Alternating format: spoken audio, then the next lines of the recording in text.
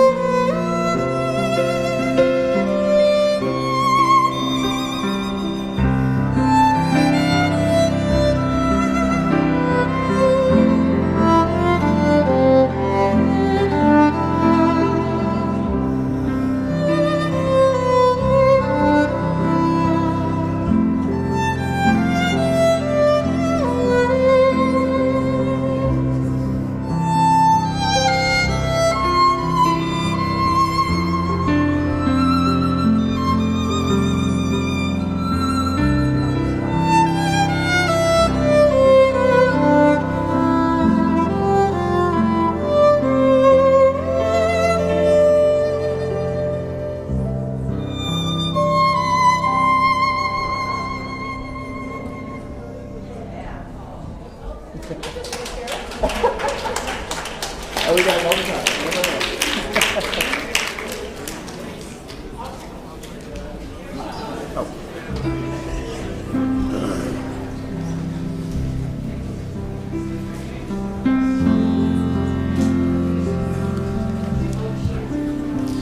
We open our service today in the recognition that all religion, in some way or other, are like rivers leading us back to our own deepest essence of being, that place within where we are all connected in one life, one love. And all that we do and say and sing and play here today is really just knocking at that door of your being. And it's up to each one of us to open the doors of that inner sanctuary, to open that door for yourself and go deep all the way into that sanctuary to the altar of your heart and just be present there to all its beauty, all its love, all its light.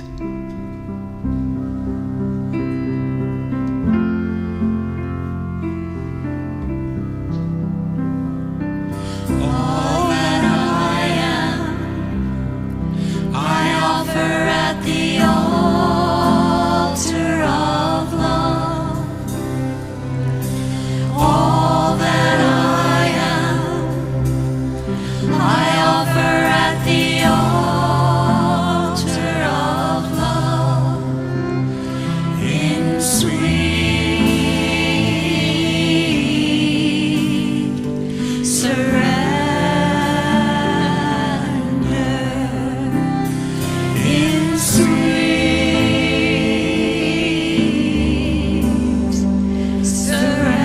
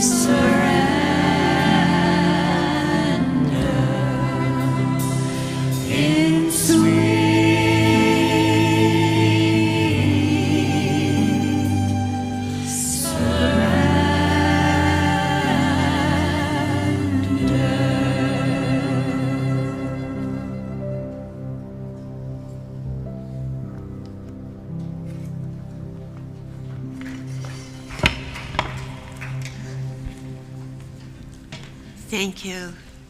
Yes, sweet, sweet surrender. Good morning, everyone.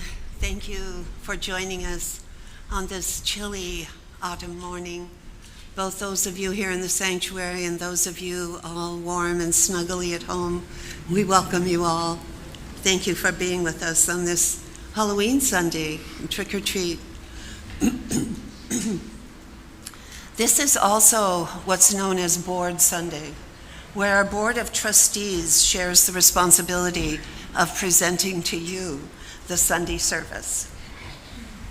But before I introduce our board members, I want to share with you that I received a very early morning phone call from our beloved Alice Sparks, who unfortunately will not be able to be with us today.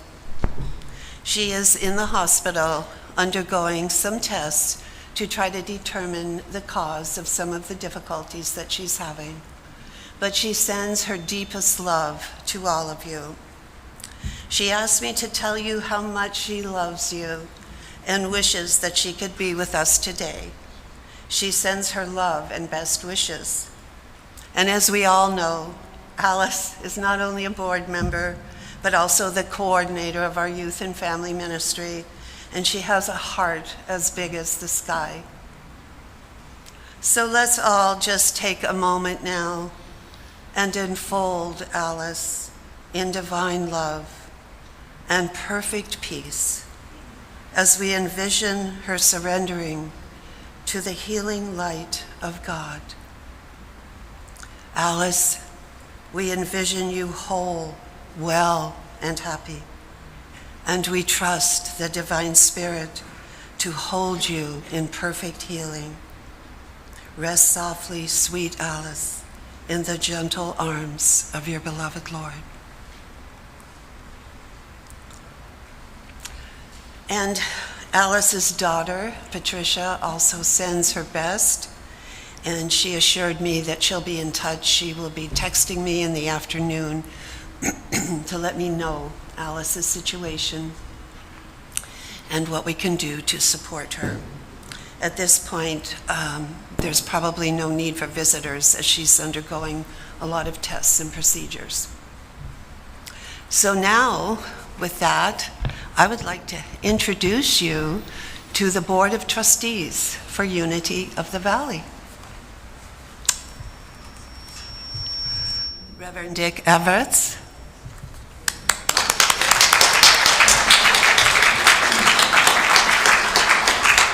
Michael Tickner,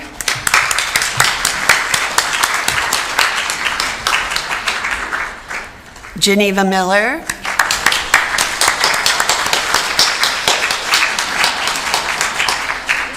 Ted Taylor,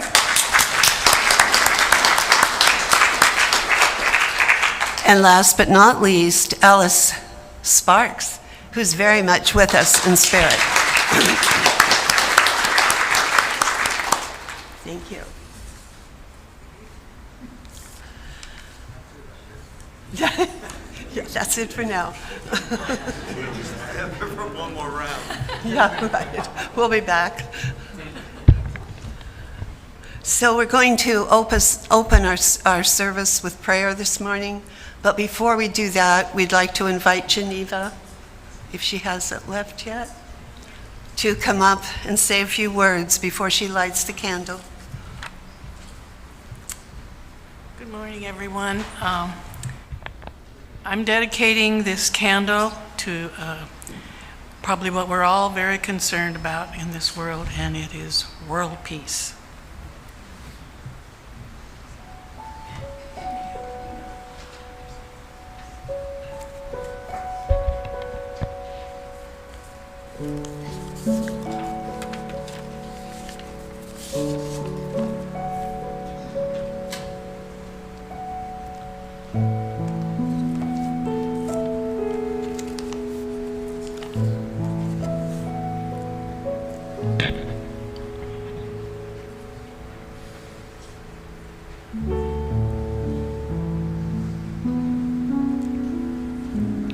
Thank you, Geneva.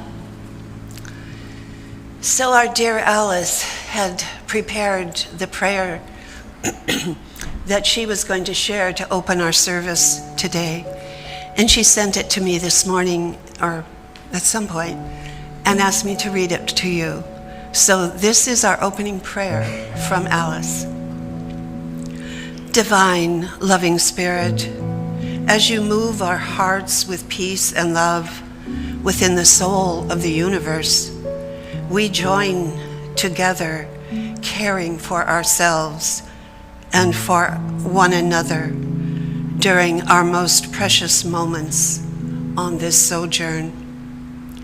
While you lift our minds to the highest, may we always remember the words of Mother Teresa. If we have no peace, it is because we have forgotten that we all belong to one another. Whatever troubles we carry with love, wisdom, and peace together. Whatever love we carry to all beings and creatures with the highest desire to protect, nurture, as well as promote healing. When we surrender our own insecurities, we are choosing to love ourselves and be willing to look at our thoughts in different ways. A way that speaks quietly in the stillness, that allows us to have a new awareness of what loving connections are about. As we take each breath, kindly guide us to have understanding and compassion for one another. For as we open our eyes, we can see a world of beauty, sadness, kindness, pain, yet most of all, love. We say all this with devotion while we light the way for all to come together in unity as we give birth to loving one another without judgment or criticism. We now close this with the sweet music of our Christ Spirit, who dances with us in a beautiful rhythm while we open our hearts and souls to the song of living as one. Thank you, God, and so it is. Amen. And just one more reminder, today is also Prayer Sunday. In the new bulletin, prayer request cards can be found, and you can fill them out and put them in the box in the foyer. Our prayer team will pray for the next 2 weeks, and then those prayers will go to Unity Village to be prayed for a month. And we also have these magnificent prayer shawls, which are made by many of these in this remarkable prayer team. And if any of you would like to have one for yourself or a loved one to use in the comfort of prayer or peace or quiet meditation, you can choose one. And then please let our dear Reverend Inga know, because she also keeps track of them. Thank you all so much, and thank you, beautiful prayer team, for these magnificent shawls. And now we're going to have announcements.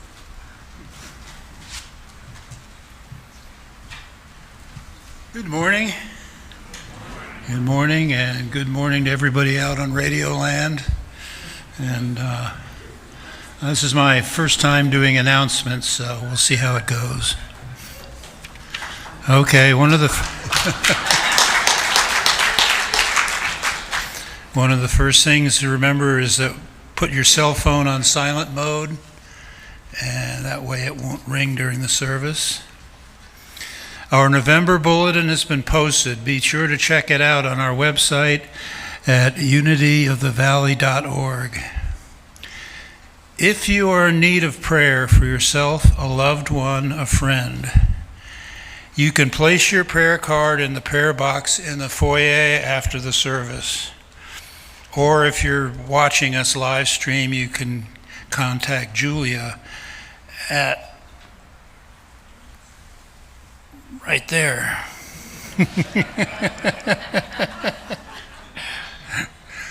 Okay, today at 12:15 p.m. we have a special congregational meeting in the sanctuary. Be there or be square. And on Tuesday at 7 p.m. we have the Behind the Lens seminar. Movie is Portrait of Jenny.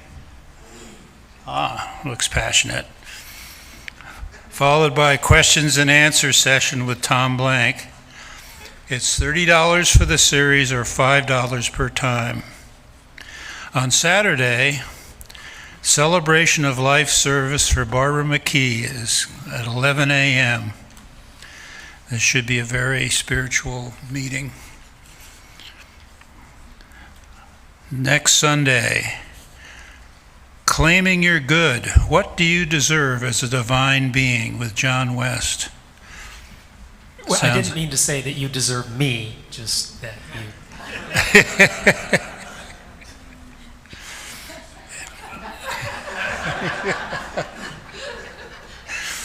And it's the first Sunday potluck.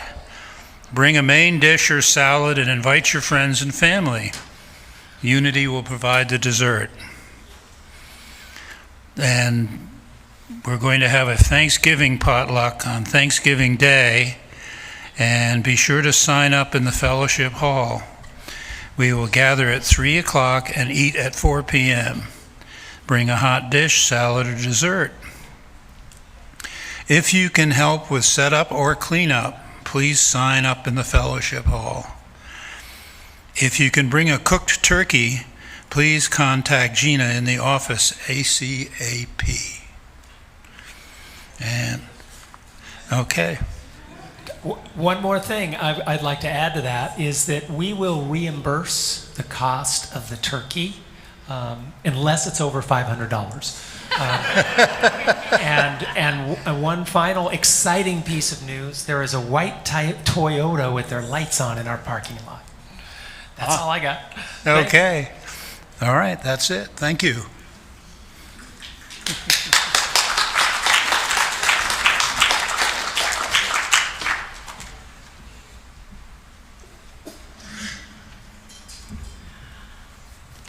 Hello, everyone. My name is Geneva, and down a little bit.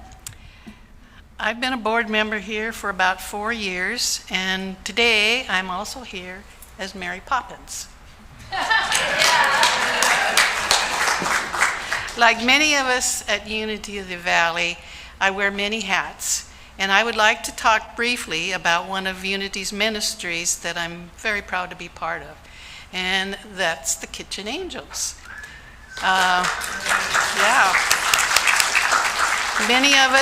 Many of you visit the fellowship hall after Sunday services to join others at the brunch table. Well, the Kitchen Angel team is instrumental in making that table happen. Our illustrious leader, Sonny Schneider, is there every day. Lynn Sanchez, a longtime food contributor and word wizard. Ask her what her latest joke is. She's gonna hate me for it, but she comes every day prepared with some really witty jokes. And here I could also name many of you out there who bring food and help us as we, oh goodness, I lost my place. I thought, I've said this 1,000 times in my sleep, I swear. And I knew I'd get here and not be able, that's why I wrote it down. So anyway, I want to name you out there who bring food to share. First of all, Ellen Johnson, who every Sunday comes and sets up our tea and coffee so that those who need it when you come in, it's there for you. And those who bring food to share, soups, salads, fruits, desserts, it's really wonderful, the generosity of our community. Every Sunday, that was it. I also want to honor folks who help fold the tables and the chairs and clean up and sweep the floors at the end. Those are all very necessary. You know who you are. We have lots of fun, we gather many thanks, and most of all, we provide tasty food for all of us. But here's my request. We can always use more help. May it be a bit of help before the service or afterwards to clean up. We have a sign-up sheet in the fellowship hall. And anyway, here's my little Mary Poppins bit. Mary Poppins is kind of known for one of the longest words in the world. She didn't make it up, but she made it famous, loosely translated as exceptionally wonderful. And I thought that was just a wonderful translation for our church. So if you know it, sing it with me. It's superfragilisticexpialidocious, even though the sound of it is sometimes quite atrocious. If you sing it loud enough, you will sound precocious. Supercalifragilisticexpialidocious. Yay! Thank you all.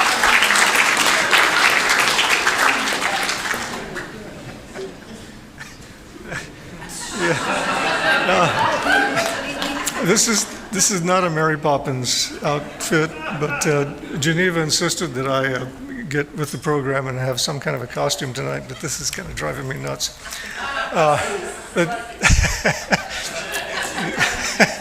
I've been given 5 minutes to talk about the joys of being a board member, and this is not intended to be a funny topic. But serving on the board does not sound like fun and games, but Julia was reminding me that there is a distinction between joy and fun and happiness, a distinction between joy and happiness. And joy, comes from that deep down knowing that life is good and that we're all profoundly connected on a spiritual level, and we see that here every day. And when we can tap into that joy, we can find satisfaction and even a little bit of fun and happiness in everything we do, whether it's washing the dishes, cleaning the cat tray, or figuring out a budget for the Board of Trustees. And the board takes on some serious issues, of course, like any board does, but we don't take ourselves too seriously, obviously. And we always find something to laugh about in our board meetings. And if we have good board members, sometimes we get cookies. Okay. Now, I was a journalism major at the university, but I also studied anthropology, and I remember learning that we survived as a species. We almost did not survive as a species, but we did it because of coming together, hunting together, taking care of each other, and working together in groups. And collaboration is in our DNA. It's just something we do. And it's how we make life better for ourselves and for our community. But we really grow as individuals when we take on hard things. It's one thing to do easy tasks and all, but to take on something that's difficult, like learning to play the piano, to compose music, to do stuff that's hard, like public speaking is hard. That's another way we grow, is by learning to deal consciously with conflicting views among us. And this is, there's no need to run away from conflict. It's part of our human nature. Conflict exists in every family, every business, every church, every Boy Scout troop, and believe me, I was there. And dealing with conflict consciously and with love and compassion is how we grow as individuals. Cain and Abel, remember that story from the Bible? There was some family feud going on. They had a falling out, and that story might have turned out differently if they had maybe agreed to mediation, or if Cain had taken a class on empathy or active listening. I think so. So one of the board's main responsibilities, perhaps its primary responsibility, is fiduciary responsibility. Fiduciary is a big word, but it means that we set what we think is a responsible budget. We authorize expenditures, and we set aside reserves for rainy days and for big projects that we can see coming in the future, such as, I think, a section of our building needs a new roof. And there's always some structural work that we need to plan for. And recently we had to upgrade our failing heating and cooling system. Now, in many churches, in many organizations, dealing with managing these tough financial things is a great source of stress and turmoil. But here, we are blessed to have a church that runs remarkably smoothly. We own our own building outright. We have healthy reserves and a steady income, thanks to the generosity of our congregation. And we have a CPA who makes sure we don't get in trouble with the state and federal agencies. We also have excellent day-to-day management with John and Eugene. Amazing what they can keep track of in our shared leadership team. These are people who bring the voices of many wise people into our decision-making process. And all of this work, all of this shared responsibility takes a big burden off the board. So that's why it can be fun to be on the board. Now, there will be challenges for the board in the future. The pandemic was a big shock to all of us. We had to shut down the church, and in order to maintain the church, John and others got together and we gave a big boost to our technology. We expanded and we bought equipment and we were able to make that go to such a point. We have such a high quality live stream presentation that we sometimes have 200 or 300 people tuning into us on live stream, as opposed to the maybe 90 we have here today. And this is wonderful that we're reaching out in this way. But also we're wondering, okay, how will this affect us in the future when everybody's online and we still have to pay our light bill? And we have other issues the board is looking at too, like we could really use a volunteer coordinator. Now, if anyone here has that calling, just please yell out, hallelujah, and come on down. Okay. Now, some of you may be thinking or pondering running for the board at some point in the future, and if that time comes, you would be bringing your wisdom and your experience acquired from all of the hard things that you have done in your life, such as raising a family, running a business, working with all kinds of people. And so we're looking for problem solvers, people with education and experience, but also just people with life experience and common sense. It's a wonderful thing. Not so common, maybe, but we have a lot of it here. We have a lot of wisdom in this community, in this congregation, and it's wonderful when we can tap into that. We're looking for people with good intentions who love to support the spiritual community and want to see it grow. We have something beautiful here, and we want to see it flourish forever. And we want people who can tap into that inner joy, that inner knowing that all is good. Now, there are downsides to serving on the board. I should be upfront with that. There are big issues we've had to deal with in the past, such as the COVID pandemic and our recent interactions with what I like to call the mothership, the Unity Worldwide Ministries, which has been interesting. And because when these things come up, we end up with more than one meeting a month, which can be a little bit of a time concern. But and I get more phone calls and emails than I used to, at least not since my newspaper days. Board members also get to serve as greeters at the door, so you'll usually almost always see a one board member and an usher or someone else at the door to welcome you in. Back during COVID, that was a tough job. It was not a lot of fun because we were having to check people's vaccination records and now, but now it's kind of fun, it's easy, and it's fun to do. And we also get these fancy name badges, and which I like. I don't know why I like them so much, but I was going to suggest to Gina that next time she orders some, that she get the kind that have the lights that flash. So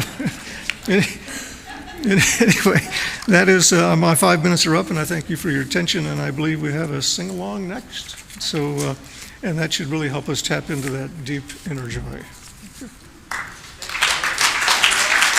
All right, let's rise. Let's rise and stretch. Get yourself ready. The melody of this is flowing, and I think you'll pick it up if you're not familiar with it. Just start feeling it.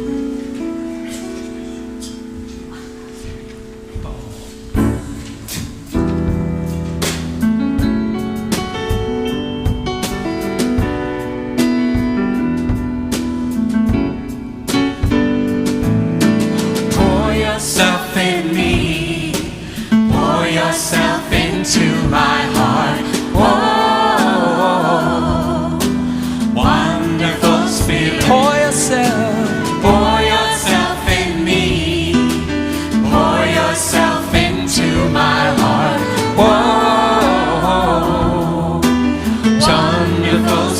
Shine your light. Shine your light in me. Shine your light. Shine your light into my heart.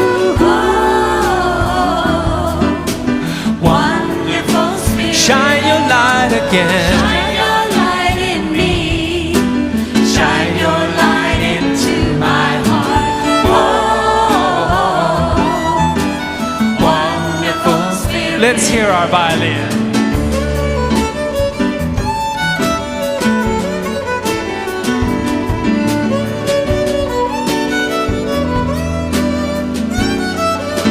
Let's sing together. Sing your song in me. Sing your song. Sing your song into my heart. Whoa, wonderful Spirit. Going up. Sing your song in me. Nope, not yet. Sing your song into my heart. Whoa, wonderful Spirit. Now we're going up. Dance and smile in me. Dance and smile. Dance and smile into my heart. Whoa, wonderful Spirit. Once more. Dance and smile in me. Dance and smile into my heart. Whoa, wonderful Spirit.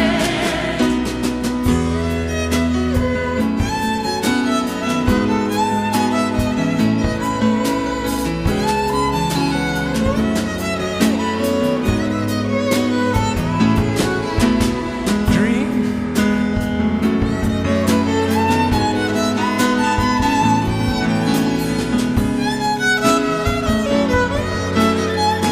Dream your dream. Dream your dream through me. Dream your dream into my heart. Oh, wonderful Spirit. Dream your dream through me. Dream your dream into my heart. Oh, wonderful Spirit.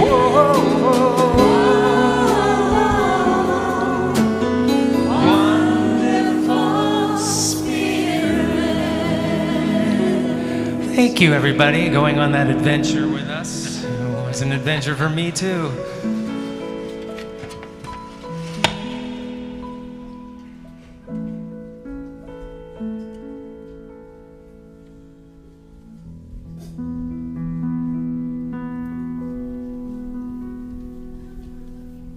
Wonderful Reverend Dick, who will lead us in meditation. We hope. I think I see him coming.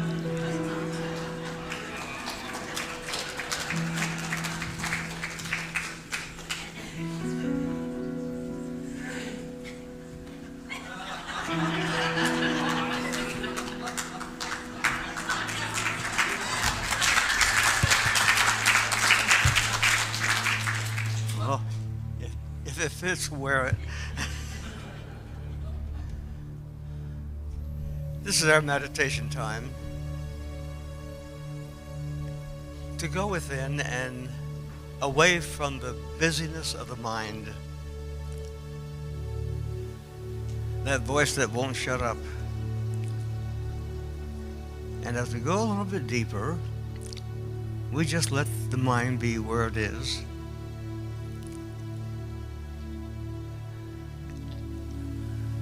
Breathe easy. You can leave your eyes open or closed, doesn't make any difference.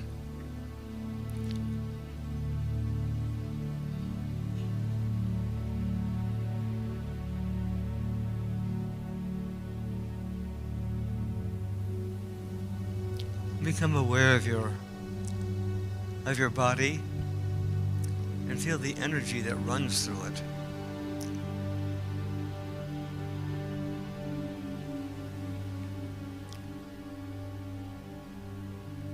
If you're having a little difficulty with that, feel your hand while your eyes are closed.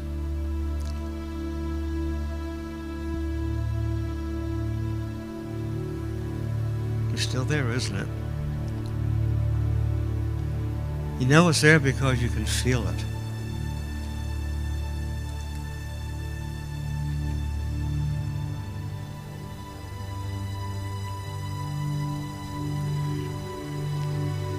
It isn't the words that I speak.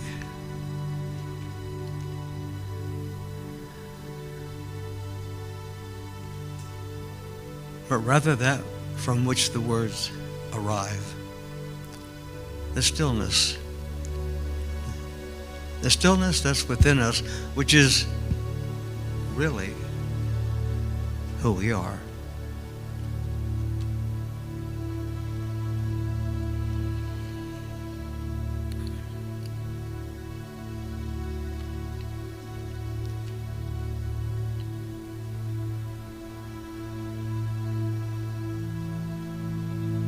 As we become more quiet, we are also becoming more aware.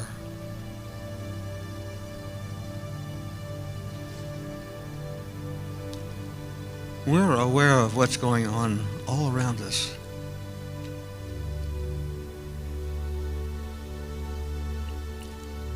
And we simply let it be. We're aware of the thoughts that want to come in and disturb us. And to them we simply say, not now. I'm going home to my true self.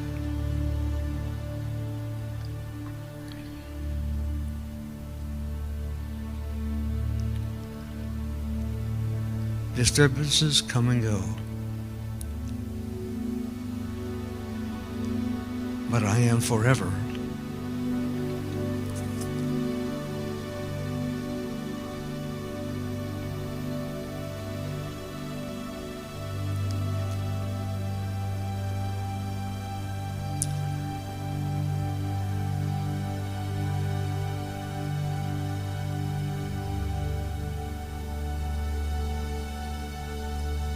Feel the breath.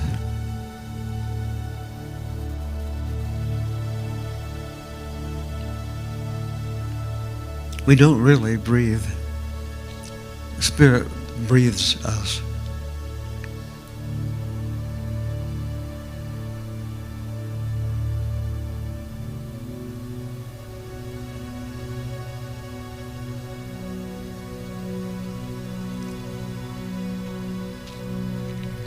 Going a little deeper.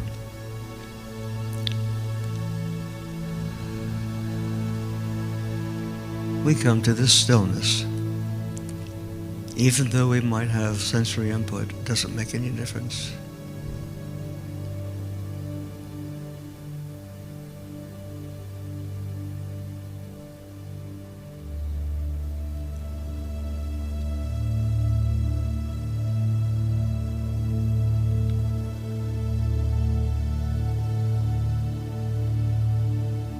Here we rest.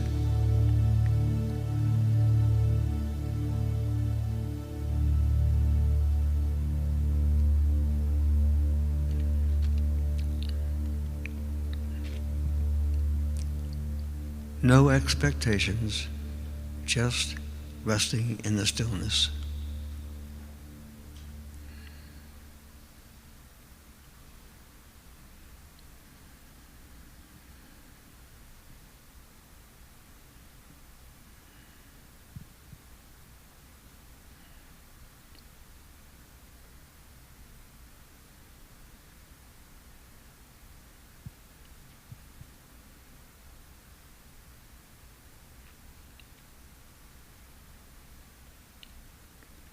And out of this stillness comes all creation and all creativity.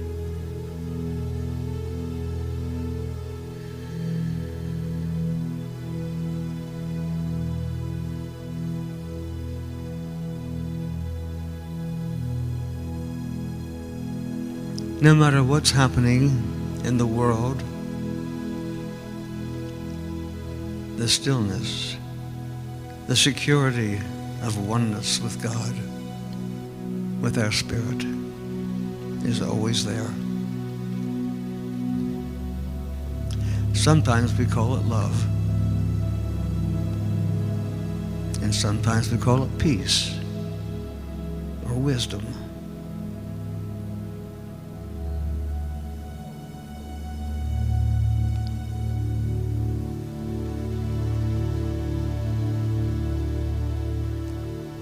We are one, without shape or form.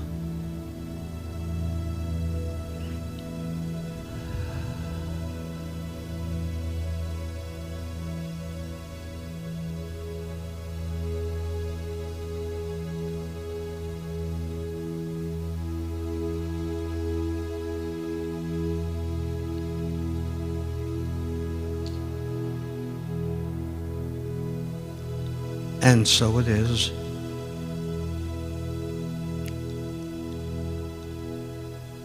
Amen.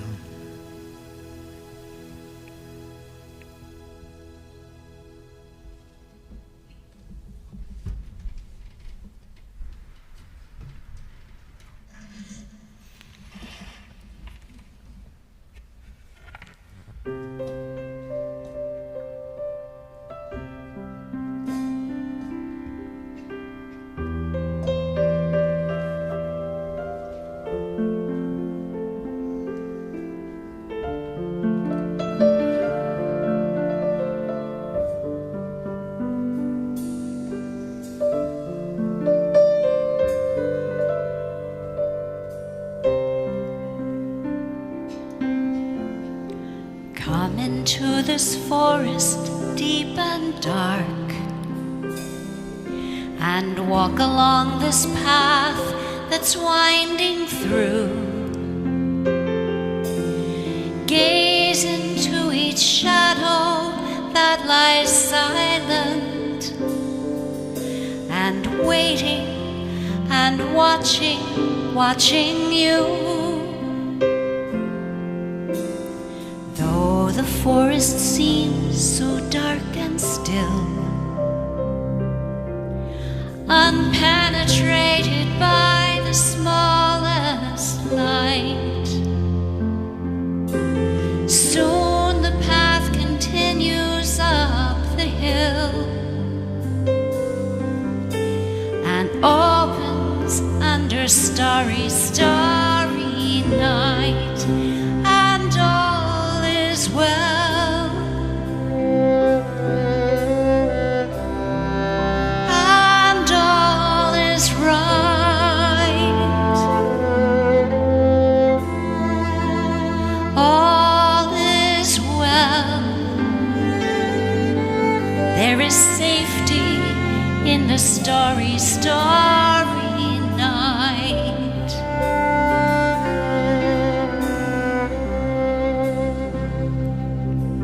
Untie the boat and slip out in the stream, into the mighty current deep and wide. Up above, a storm is gathering. The shore is growing farther from my sight. Though the river runs so cold and fast, unchallenged by this tiny boat I row. By and by the rapids all are past, and there is comfort in the gentle river's flow, and all is well,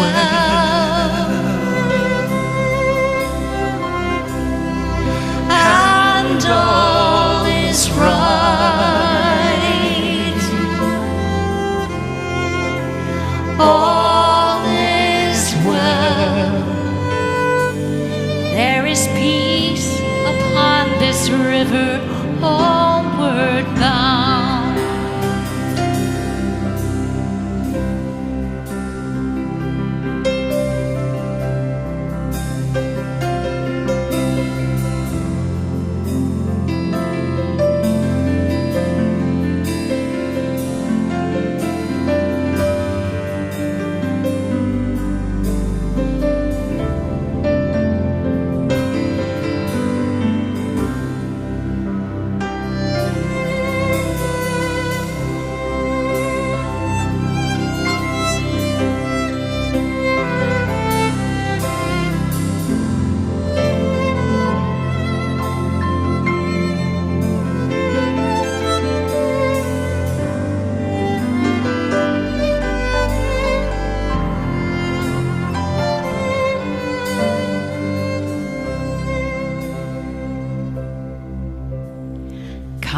into this house so filled with light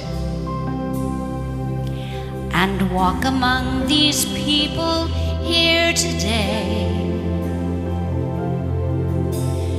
In each one a story still unraveling,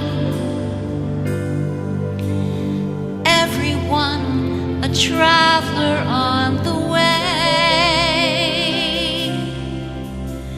We reach our destination even though every journey seems to hold some fears. We look into ourselves to find the strength, and when we listen to our hearts, we always hear that all is well.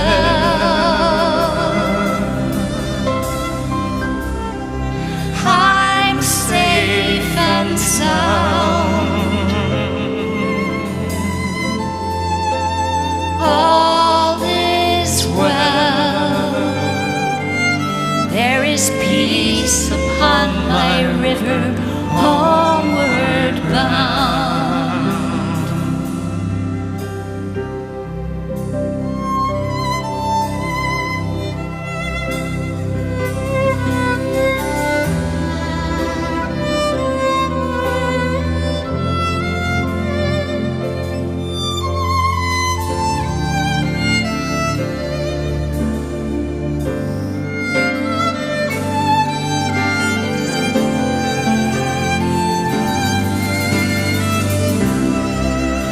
And all is well.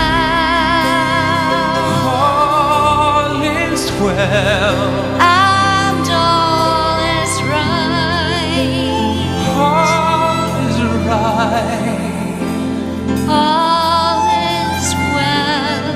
All is well. There is healing in this vast and starry night. And all is well.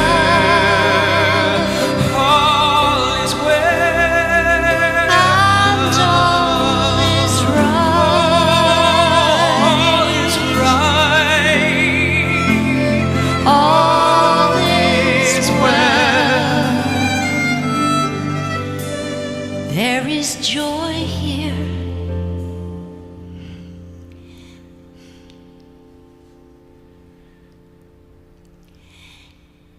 In this room, so filled with light.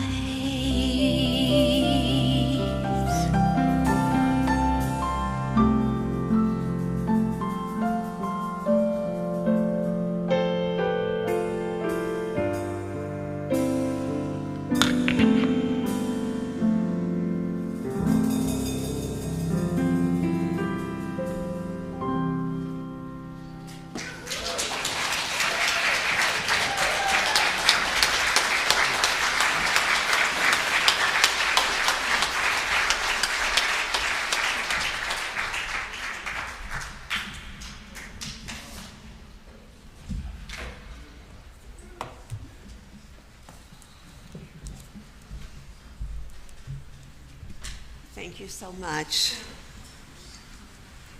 And thank you to Reverend Dick, Ted, Geneva, Michael, and Alice with us in spirit.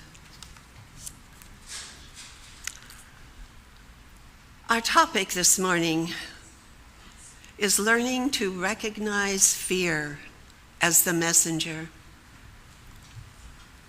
The very wise anthropologist Joseph Campbell told us, "The cave you fear to enter holds the treasure you seek."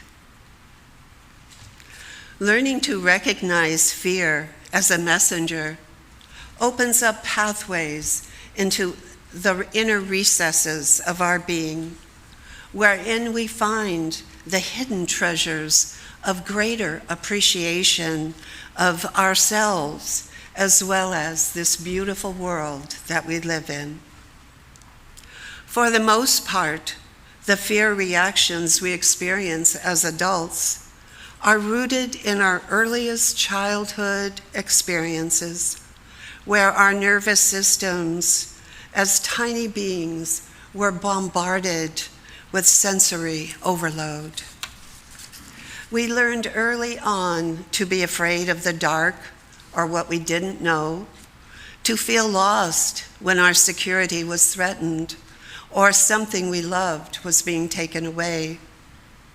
What we didn't learn as children was to seek out and find the message contained within our fearful reactions to life.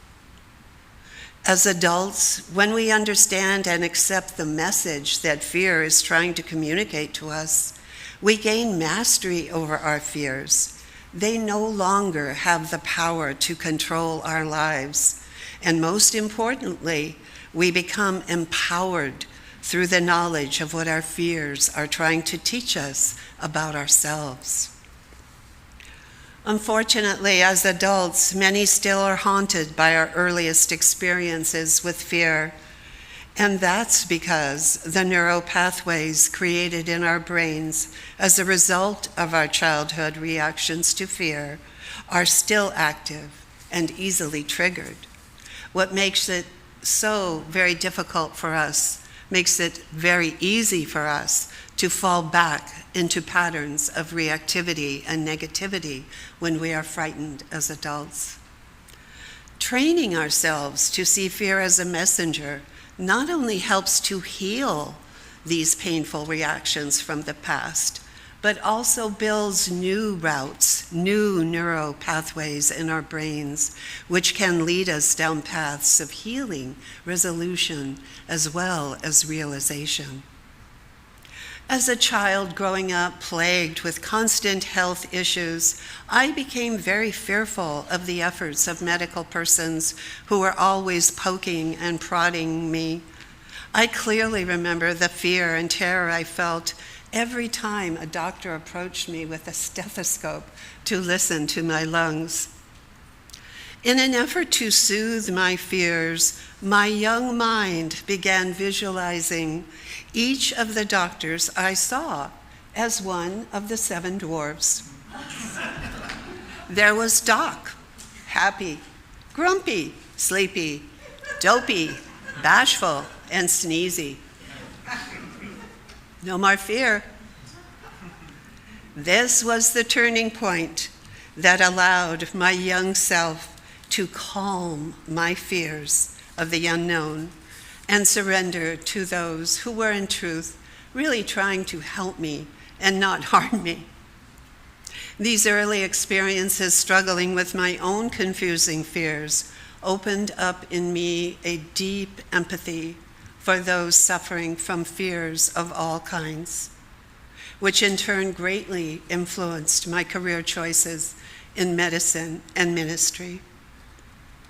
In working with severely traumatized persons, I would use a Zen approach to help those suffering from debilitating fears to de-escalate their nervous system through visualization and breathing exercises.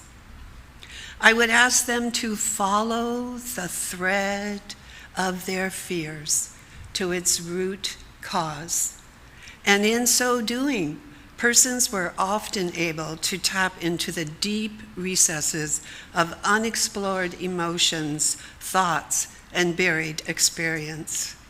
It's under the fear that the treasures are buried. It's under the fear that our soul wisdom, grace, is waiting to be discovered. In trauma recovery treatment, we follow a path of teaching persons to ask themselves these questions. What is my fear trying to teach me? What is my fear trying to tell me? And what is the message I'm supposed to learn from my fear? Charles Fillmore, the co-founder of the Unity movement, had no desire to elude or escape from his fears. In fact, time after time, he bravely leaned into difficult experiences in his life. He wrote, "Face your fears head on and watch them diminish. Fear is not your enemy. It is an opportunity for growth. Divine love in the heart establishes one in fearlessness and indomitable courage." Remember when you were a kid and something scared you?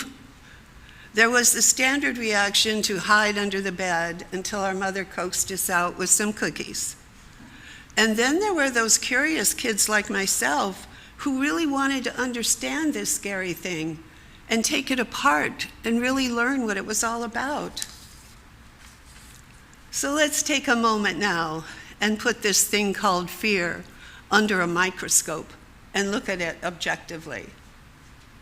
Fear is an emotional reaction that produces hormones like adrenaline and cortisol in the body.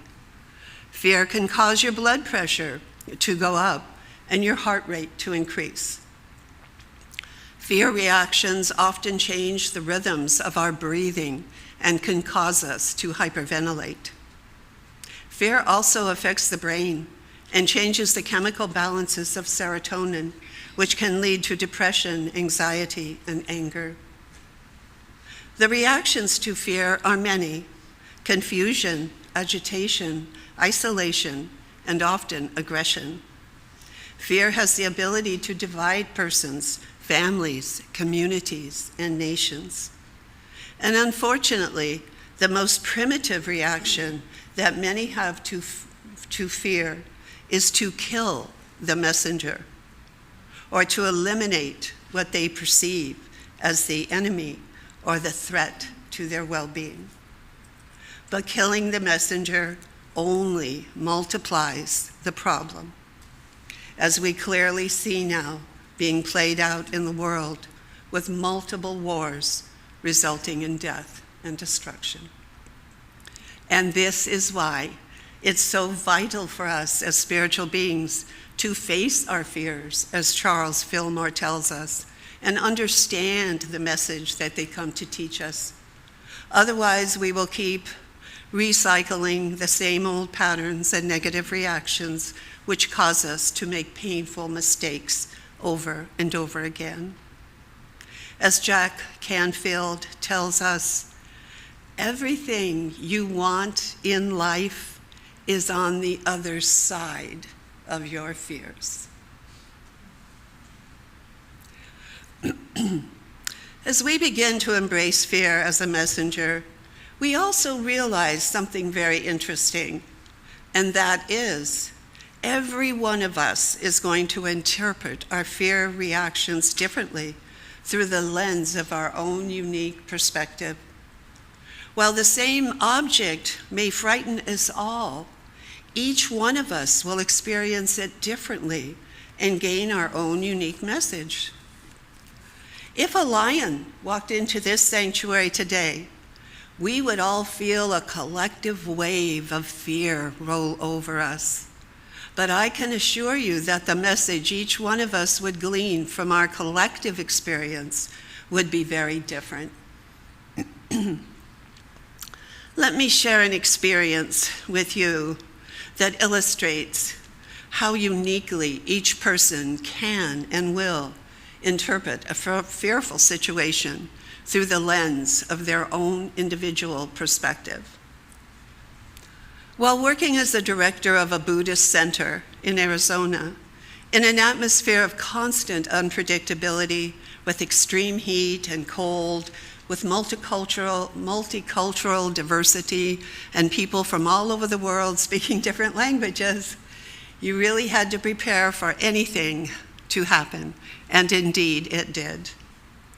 One day, as I was working in my office with the monks, I heard a huge ruckus outside the front door. Jumping up, I opened the door to a scene that was terrifying. There was our 80-year-old monk, Rinpoche, shouting and waving a stick at the sky, while one of our board members, Bill, was hovering close to the ground with his camera. And finally, our grounds manager, Bernie, with a look of panic on his face, was trying to get everybody to move back as he held a special tool and bucket in his hand. You see, the center of this event and the object of the fear in the middle of this ruckus was a huge coiled up rattlesnake. All of us participating in this group experience of fear were interpreting our reaction in completely different ways, and the message each one of us was receiving and acting on was fashioned out of our own perspectives. So let's start with Rinpoche, a seasoned Tibetan monk who had spent 20 years in a concentration camp and who wasn't afraid of anything. But the message that he was getting and that he was acting on was that the crows flying overhead were taunting the rattlesnake, and they were going to hurt the poor snake. So Rinpoche was trying to scare them off by waving and shouting the stick in the air to scare off the crows. Then there was Bill, a member of our board of directors who was also a very well-known wildlife photographer. Bill was interpreting his fear literally through the lens of his camera, poised in the most dangerous position on the ground, right beside the snake, trying to get the best possible picture. Our dear grounds manager, Bernie, a no-nonsense transplant from Germany, was looking at this fearful situation, as he always did, with dispassion and a pragmatic attitude. The message Bernie got as he looked upon this fearful scene was to use his special hook and catch the snake, put it in the bucket, after which he would bring it down the hill below the Buddhist center to the rancher's property and release it. Now, the ranchers weren't really happy about this catch and release policy of the monks and persons at the Buddhist center, but that's a different story. So back to those of us participating in this group experience of fear, to which we were all reacting completely different. My first reaction when I opened the door to this chaotic scene was one of shock, quickly followed by trying to figure out a way to prevent everyone from getting bit. The message that my own fear was sending was to protect all of these beings from this very angry snake. So I kindly took the stick out of Rinpoche's hand, assuring him that we were going to protect the snake and it wasn't going to get hurt, and we sent him into the house. I got Bill off the ground and asked him to please help Bernie catch the snake and get him into the bucket. Sure enough, Bill couldn't help himself, and he snapped a few more pictures, what actually ended up on the cover of Arizona Highways magazine. But we did get that darn snake off the grounds, and nobody got bit. There's an old saying that says, fear has two meanings. Forget everything and run, or face everything and rise. The choice is yours. We can leap over fear and never learn the lesson or understand the message our fears are trying to teach us. Or we can use our fears to build a bridge to greater understanding of ourselves, one another, and the world we live in. Facing our fears builds mindfulness, establishing our minds as crucibles of light. Facing the unknown heals the weary wanderer, creating a chalice of compassion in the heart. And facing what we dare not look at strengthens the body and spirit as we evolve into vehicles of divine light and love. In Psalms, it is written, I will not be shaken. I will not be afraid. I want to leave you today with these words from the Psalms of Tabriz, which seem so appropriate for our world today as we all pray for peace among our brothers and sisters, our nations.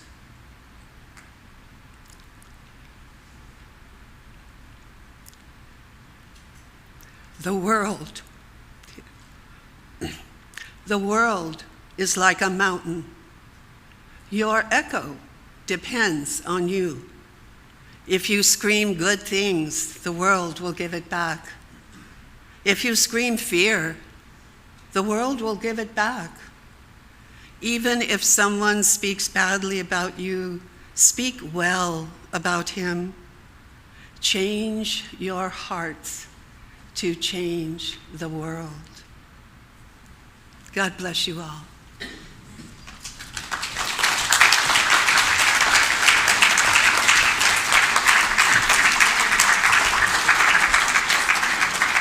Thank you.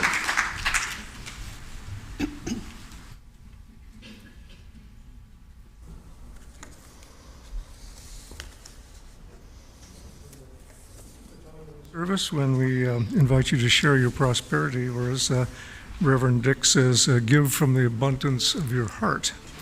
As a board member, I've become acutely aware, right down to the penny practically, of what it takes to keep this operation afloat. And we have a beautiful thing here, and it's the building and everyone in it. Along with all of our volunteers, you make this church a welcoming and beautiful place to be. Julie and I enrolled in the Simple Giving plan years ago, and it's really the easiest way to support this ministry. There are other ways of giving as well on our website. You can send a check through the mail, or I think last week Inga mentioned a legacy gift we got from that was really quite welcome, a sizable gift from the estate of Ann Westy. And the board will be looking at ways we can take that money and invest it in the church in a way that would honor the Westies and all their love and contributions they gave to the church. So speaking from the heart, please join me as we affirm our offering. Divine love through me blesses and multiplies all that I have, all that I give, and all that I receive. I give in love, and I trust God.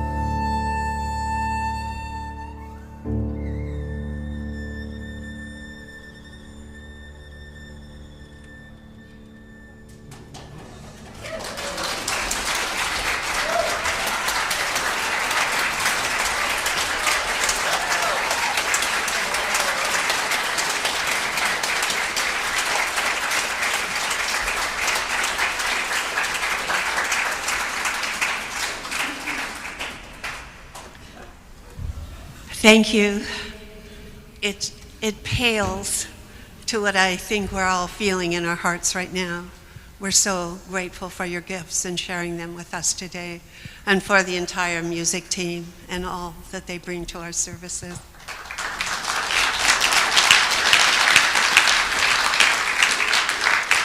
And thank you to all of our Board of Trustees, Ted, Reverend Dick, Michael, Alice, Geneva, to everyone for putting together this service and sharing today.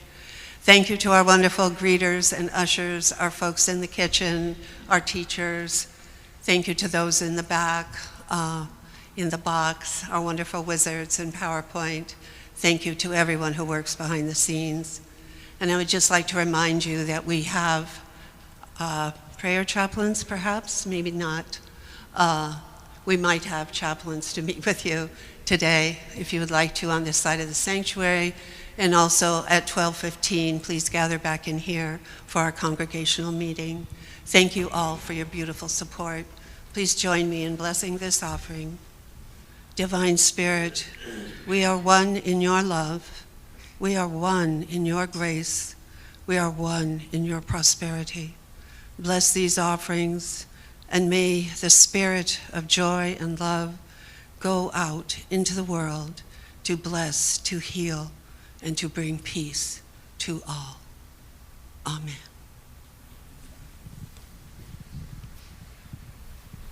Rise and join us for the peace song.